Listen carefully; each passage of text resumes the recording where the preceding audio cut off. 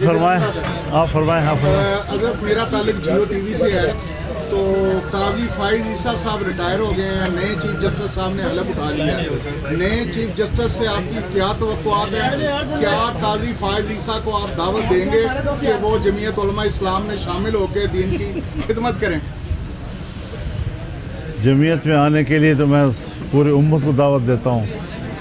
اگر ہم نے یہ راستہ چنا ہے اور دنیا اور آخرت کی کامیابی کے لیے چنا ہے تو دوسروں پر کیوں ہم بخل کریں گے؟ ہر ایک کے لیے سعادت سمجھیں گے۔ لیکن بہرحال وہ بڑے آدمی ہیں، پاکستان کے چیف جسٹس رہے ہیں اور اب وہ چلے گئے ہیں۔ میرے خیال میں یہ معمول کا نظام ہے، ایک جاتا ہے دوسرا آ جاتا ہے۔ ہمارے ہاں پتہ نہیں ان تبدیلیوں کو غیر معمولی کیوں پیش کیا جاتا ہے، سمجھ میں نہیں آ رہی مجھے یہ بات۔ اور جو چلے گئے اللہ تعالیٰ ان کو زندگی میں خوشیاں نصیب کرے، جو آ گئے ہیں اللہ تعالیٰ ان کو اپنی ذمہ داریوں میں سرخرو فرمائے اور سرخروئی کے ساتھ اپنی ذمہ داریوں سے عہدہ برا ہونے کی اللہ ان کو توفیق عطا فرمائے۔ اچھا مولانا صاحب، عبدالحنان میرا نام ہے، ایئر وائی سے تعلق ہے۔ آپ نے جس خوبصورتی سے 26ویں آئینی ترمیم میں آپ کو اور آپ کی جماعت کا کردار رہا ہے، آپ نے ایک لفظ استعمال کیا کہ زہریلے ناک کے دانت توڑ دیے، تو عام الفاظ میں عوام کو کیسے سمجھائیں گے کہ وہ کون سا زہر تھا جو آپ نے نکالا اور وہ کون سا زہر تھا جو آپ نہیں نکال سکے؟ اس پہ میرے خیال میں بار بار ایک لفظ تکرار کرنا میرے خیال میں مناسب نہیں ہوتا۔ ہم بعض دفعہ اظہار کرتے ہیں، اصرار نہیں کیا کرتے۔ لیکن یہ ہے کہ 56 کلازز تھے جو گورنمنٹ نے پیش کیے تھے پہلے مسودے میں، وہ 22 تک آ گئے، 22 تک۔ تو آپ خود اندازہ لگا لیں، پہلا ڈرافٹ بھی چیک کر لیں، آخری بھی چیک کر لیں، وہ تو ایسی چیز نہیں ہے۔ پھر ہم نے 5 اس میں ڈالے ہیں اور 27 کلازز کا ایک ڈرافٹ جو ہے وہ باقاعدہ اسمبلی سے منظور ہوا، سینٹ سے منظور ہوا اور اب وہ ایک آئین کا حصہ بن گیا ہے۔ سر حدیث اکرم میرا نام ہے، آپ سے میرے 2 سوال ہیں۔ ایک تو یہ ہے کہ جو آپ نے سود کے حوالے سے آئین میں شک ڈالی ہے وہ باب نمبر 2 میں آئی ہے، جس کا وجہ سے یعنی اس کی کوئی سزا نہیں اگر اس پر عمل درآمد نہیں ہوتا ان فیوچر۔ دوسرا یہ تھا کہ سر اسلامی جتنی بھی تاریخ ہے اس میں جتنے بھی علماء کرام ہیں ان کا کردار رہا ہے قاضی القضاء کا، یعنی علماء کے پاس چیف جسٹس کا عہدہ رہا ہے ہمیشہ سے تاریخی اعتبار۔ تو چونکہ یہ اسلامی مملکت ہے تو اس حوالے سے کیا آپ نے کوئی اس حوالے سے کچھ سوچنا شروع کیا ہے یا کوئی لاہے عمل اختیار کیا ہے کہ یہ جو قاضی القضاء کا یعنی چیف جسٹس کا جو عہدہ ہے وہ علماء کرام کے پاس ہے؟ تھوڑا سا اونچا بولیے۔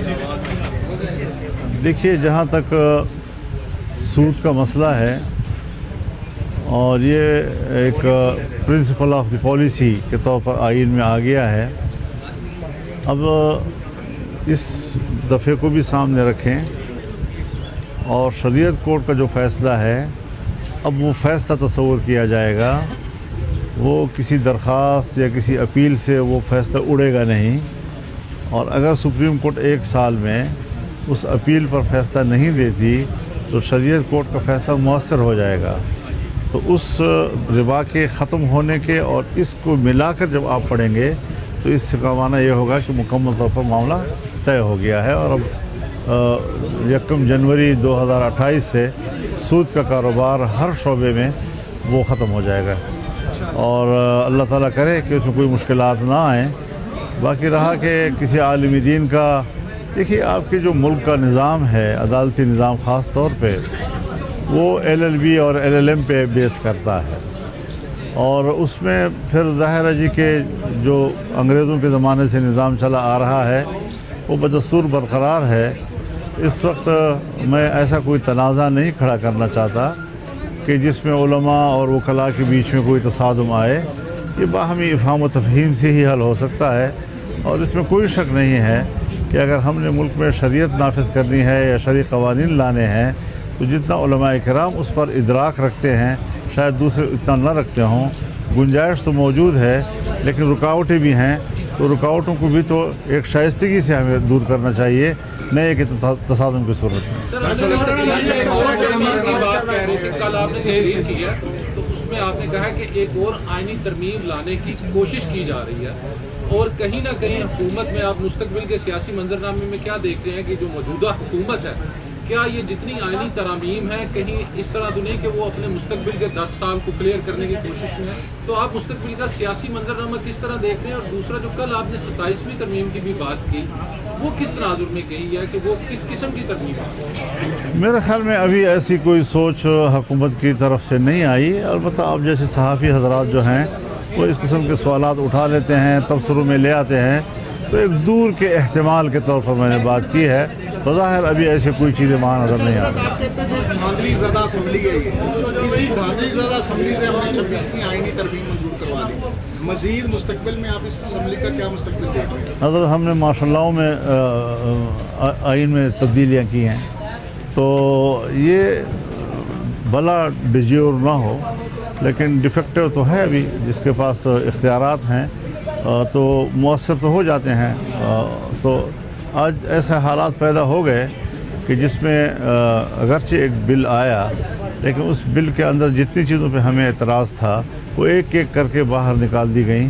اور پھر جس پہ اتفاق رائے ہوا اس اتفاق رائے کو اسمبلی میں لا کر اور سینٹ میں لا کر پاس کیا گیا۔ بانی پی ٹی آئی کی خواہش ہوئی کہ اڈیالہ جیل میں مولانا سے ملنا چاہتا ہوں، کیا آپ جائیں گے اگر ان کی ابھی میرے پاس کوئی خواہش نہیں۔ مولانا صاحب اس میں سوال ہے، ملک فضل جمعیت مولانا فضل الرحمان صاحب کس چیز سے نعرہ لگایا؟ مولانا فضل پاکستان میں ملک فضل نام ہے، نیوز 1 ٹی وی چینل سے منسلک ہوں۔ آپ سے میرا سوال ہے کہ آج عمران خان کو 449 دن ہو گئے ہیں جیل کے اندر، آپ کیا سمجھتے ہیں اگر پی ٹی آئی احتجاج میں جاتی ہے جس طرح غیر آئینی اقدامات میں جا رہے ہیں، کیا عمران خان کے حوالے سے ان کی رہائی کے حوالے سے اقدامات اٹھائیں گے آپ؟ جب ان کی پارٹی رابطہ کرے گی پھر اس کو بار کریں گے۔ سر سلیمان موزم میرا نام ہے، ڈول چینل سے۔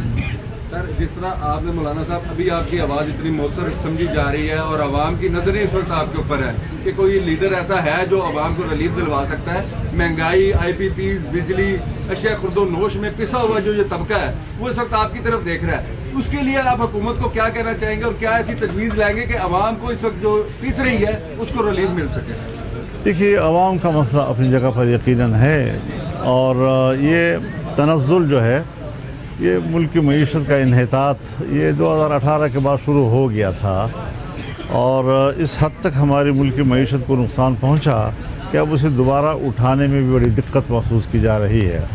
البتہ ہم اس پوزیشن میں آ گئے کہ شنگھائی تعاون تنظیم کی کانفرنس جو ہے سمٹ یہاں پاکستان میں ہوئی، اور آپ نے دیکھا کہ ہم اختلاف کو بھی اپنے حدود تک رکھتے ہیں۔ میں نے پی ٹی آئی سے بھی اپیل کی کہ آپ ان دنوں میں مظاہرے نہ کریں، اور حکومت سے بھی کہا کہ بل کو آپ ذرا التوا میں ڈال دیں جب تک یہ کانفرنس ہو جائے۔ مقصد یہ تھا میرا کہ جو لوگ پاکستان میں آ رہے ہیں ان کو پاکستان کے عوام کی طرف سے ایک یکجہتی کا پیغام ملے، اور جتنا ہمارے پاس ایک قومی یکجہتی کا تصور ان کے پاس جائے گا ان سے ان کا اعتماد بڑھے گا، اور پاکستان کے ساتھ وہ اقتصادی میدان میں تعاون کرنے پر آمادہ ہوں گے۔ آخری سوال ہے جی، بس آخری سوال کریں۔ سویلین بالادستی کے لیے آپ حکومت سے ایک بڑا موقف رہا ہے، لیکن اس وقت جس طریقے سے وائلیشن ہو رہی ہے اور انسانی حقوق کی خلاف ورزی ہو رہی ہے، تو آپ کیا سمجھتے ہیں کہ پاکستان کا اس حوالے سے سویلین بالادستی کے حوالے سے کیا ہم کبھی اس منزل تک پہنچ سکیں گے جس کا خواب آپ کے بزرگوں نے پاکستان بنانے؟ دیکھیے بنیادی انسانی حقوق جو ہیں وہ پاکستان کے آئین کے آرٹیکل 8 سے وابستہ ہیں، اور جب اس میں ترمیم کی تجویز لائی گئی تو ہم نے مکمل انکار کر دیا اور اس کو پورے ایجنڈے سے نکال دیا۔ تو اس وقت جو آئین کے اندر بنیادی انسانی حقوق کا تحفظ دیا گیا تھا وہ برقرار رہ گیا ہے اور وہ متاثر نہیں ہو سکا ہے۔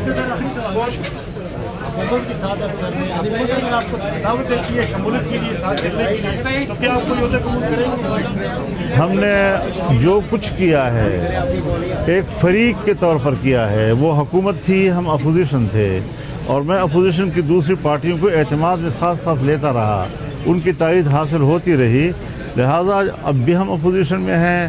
یہ سارے مذاکرات ہوئے تب بھی بطور اپوزیشن کے ہمارے ہوئے ہیں ان کے ساتھ، اور آئندہ بھی ہم انشاءاللہ اپوزیشن ہی کا کردار ادا کریں گے۔ شکریہ جی، بہت شکریہ۔